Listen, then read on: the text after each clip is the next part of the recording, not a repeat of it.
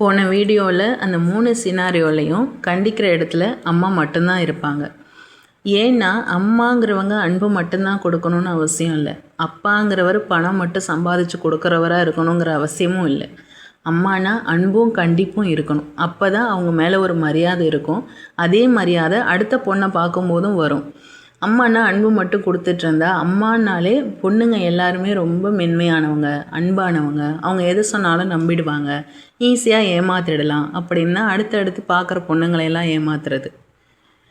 கண்டிப்பும் இருக்கும்போது அம்மா மேலே என்ன மரியாதை வருதோ அதே தான் அடுத்த பொண்ணுங்க மேலேயும் வரும்.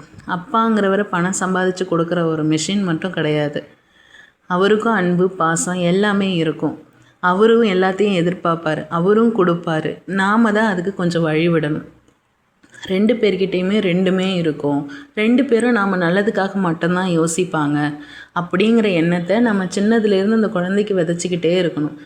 அவங்க தான் நம்மளோட எதிர்கால டெபாசிட் அப்படின்னு அவங்கக்கிட்ட நீ தான் என்னை காப்பாற்றணும், நீ தான் என்னை காப்பாற்றணும் அப்படின்னும் நம்ம சொல்லிகிட்டு இருக்கக்கூடாது.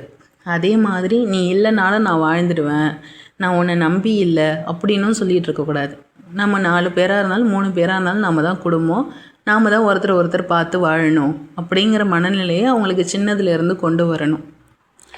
இதுக்கெல்லாம் அப்பாற்பட்டு ஒரு சிலர் தனி நபராக வெறும் அப்பாவாவோ இல்லை அம்மாவாவோ வளர்க்கக்கூடிய ஆட்களும் இருக்காங்க. அவங்க இந்த 2 வேலையையும் ஒரே நபராக செய்ய வேண்டிய நிலை வரும்.